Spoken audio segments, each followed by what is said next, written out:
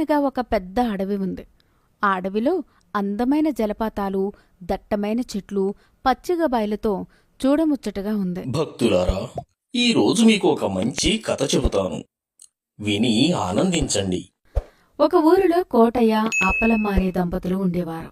వాళ్ళు మంచి భోజన ప్రియులు. తిండి విషయంలో మంచి శ్రద్ధ చూపేవారు. వారు ఏ లోటు లేకుండా ఆనందంగా కాలం గడుపుతున్నారు. అయితే వాళ్లకొకరోజు ఒక ఆలోచన వచ్చింది. అది ఏంటంటే, రోజూ జీవితం ఇలా యాంత్రికంగా గడిచిపోతోంది. ఒక దైవసేవ గాని భక్తి గాని లేవు. నిత్యం దైవసేవ చేసుకోవాలి అనే ఒక ఆలోచన వచ్చింది. వెంటనే భార్య అప్పలమ్మతో ఇలా అన్నాడు కోటయ్య. అప్పలమ్మా, మనకు దైవసేవ అనేది లేదు కదా. ఇక నుంచి దేవునికి సేవ చేసుకుందాము. అవునవును, చేసుకుందాం. సరే, ఎలా చేసుకుందాం? నాకు తెలిసిన ఒక స్వామీజీ ఉన్నాడు. వెళ్ళి అడిగి వస్తాను దైవసేవ ఎలా చేసుకోవాలో. సరే, అలాగే వెళ్ళిరండి. కోటయ్య వెంటనే ఇంటి నుండి బయలుదేరి ఊరికి దగ్గర అడవిలో ఉన్న ఆశ్రమం వైపు వెళ్తున్నాడు. కొద్దిసేపటికి ఆశ్రమం చేరుకొని స్వామి ముందు నిలబడ్డాడు. ఆ స్వామీజీ ధ్యానంలో ఉన్నాడు. కోటయ్య స్వామి అని మెల్లిగా పిలిచాడు. స్వామీజీ మెల్లిగా కళ్ళు తెరిచి కోటయ్యను చూశాడు. ఏంటి నాయనా ఇలా వచ్చావు? నాకు ఒక సందేహం ఉంది స్వామి. అడుగు, తీరుస్తాను సందేహం. స్వామి, నేను దైవసేవ చేయాలనుకుంటున్నాను. కాకపోతే ఎలా చేయాలో అర్థం కావడం లేదు. దైవసేవ ఎలా చేసుకోవాలో కాస్త వివరంగా చెప్తారా? అన్ని జీవులలోనూ పరమాత్మే ఉన్నాడు. కాబట్టి ఏదో ఒక జీవికి సేవ చేసినా అది భగవంతుని సేవయే అవుతుంది. ఉదాహరణకు, ఒక ఆవుకి మేత వేయి, లేదా రోజు ఒక అతిథికి అన్నం పెట్టు. సరే స్వామి, రోజుకు ఒక అతిథికి భోజనం పెట్టగలను. అది దైవసేవ అవుతుందా? అవును, అది దైవసేవ అవుతుంది. నిత్యం ఎవరో ఒక అతిథికి భోజనం పెట్టి, అతిథి భోజనం అంటే రోజు ఒక కొత్త అతిథి మన ఇంటిలో భోజనం చేస్తే దాన్ని అతిథి భోజనం అంటారు. అవునా స్వామి? అయితే నేను రోజు ఇంటిలో రోజుకొక అతిథికి అన్నం పెడతాను అంటూ అక్కడ నుంచి బయలుదేరి ఇంటికి వెళ్తున్నాడు. ఇంటికి వెళ్లి అప్పలమ్మతో ఇలా అంటున్నాడు. అప్పలమ్మ, స్వామీజీ దగ్గరికి వెళ్ళి వచ్చాను. స్వామీజీ భగవత్ సేవ గురించి ఇలా చెప్పాడు. రోజుకొక అతిథికి భోజనం పెట్టు చాలు, అదే భగవత్ సేవ అవుతుంది అన్నాడు. అవునా? అయితే రోజు ఎవరికో ఒకరికి అన్నం పెడదామండి. అయితే ఇంకెందుకు ఆలస్యం? రేపటి నుంచి మనం అతిథి సేవ మొదలు పెడదాము అన్నాడు కోటయ్య. మరునాడు ఉదయం అప్పలమ్మ వంటకాలు మొదలుపెట్టింది. వంటలన్నీ పూర్తి చేసి కోటయ్యతో ఇలా అంది. ఏమండి, వంట పూర్తయింది. మధ్యాహ్నం కూడా అవుతోంది. కాబట్టి వెళ్ళి ఎవరినైనా అతిథిని తీసుకుని రండి. అలాగే, తీసుకువస్తాను అంటూ కోటయ్య ఇంటి నుండి బయటకు వెళ్తున్నాడు. ఊర్లోకి వెళ్ళగానే ఒక వ్యక్తి కనిపించాడు కోటయ్యకు. ఏమండి, మీరు ఏమీ అనుకోకపోతే మా ఇంటికి భోజనానికి వస్తారా? ఆహో, మీరు నా ఆకలి తీర్చే దేవుడిలా ఉన్నారు. నాకు చాలా ఆకలిగా ఉంది. నేను అదే ఆలోచిస్తున్నాను, ఎక్కడికి వెళ్దామా అని. ఇంతలో మీరు వచ్చారు. సరే అయితే నాతో రండి అంటూ కోటయ్య అతన్ని వాళ్ళ ఇంటికి తీసుకెళ్లాడు.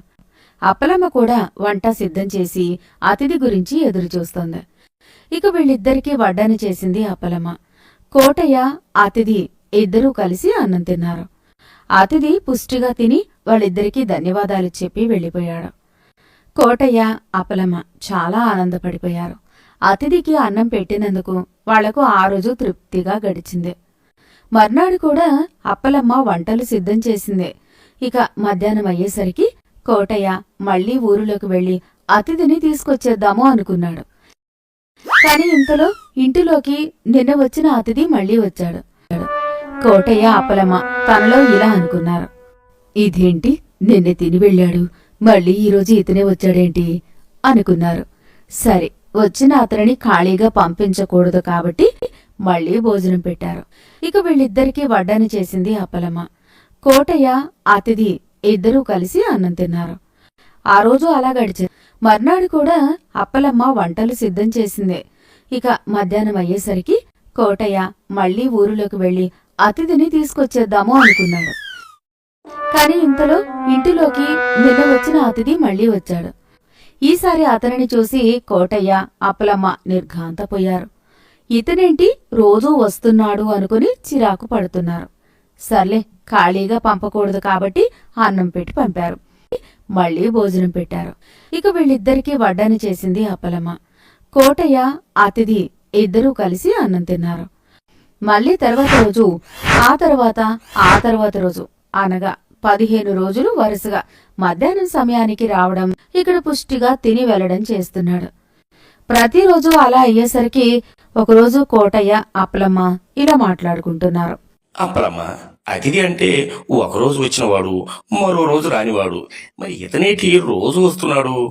వీడెవడు పరమ సోమరిపోతులాగా ఉన్నాడండి. రోజు మన ఇంటి మీద పడి అడ్డగాడిదలా తింటున్నాడు. మనం కష్టపడి పనిచేసి వీడిని ఎద్దులా పోషించడం ఏంటి? ఇటువంటి సోమరిపోతుకి తిండి పెడితే మనకేం పుణ్యం వస్తుంది? ఏం చేద్దాం, తప్పదు. తినడానికి వచ్చిన వారిని తిప్పి పంపడం ధర్మం కాదు కదా. సరే, ఏం చేద్దాం? ఇంకా తప్పుతుందా? పెడదాంలేండి.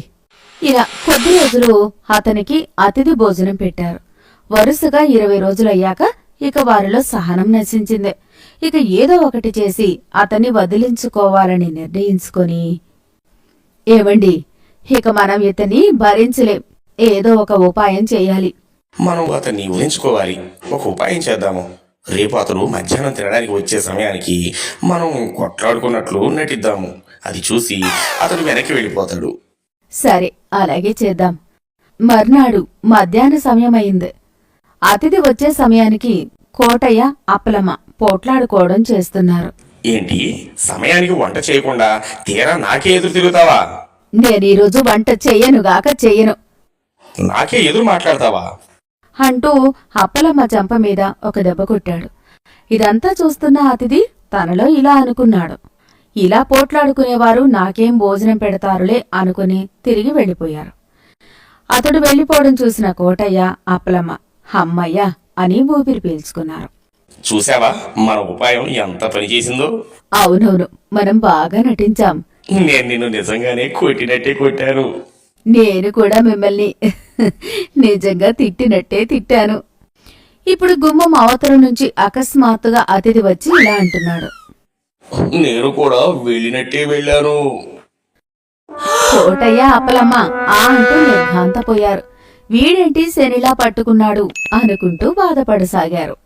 భక్తులారా, విన్నారా ఈ కథ ఎలా ఉంది?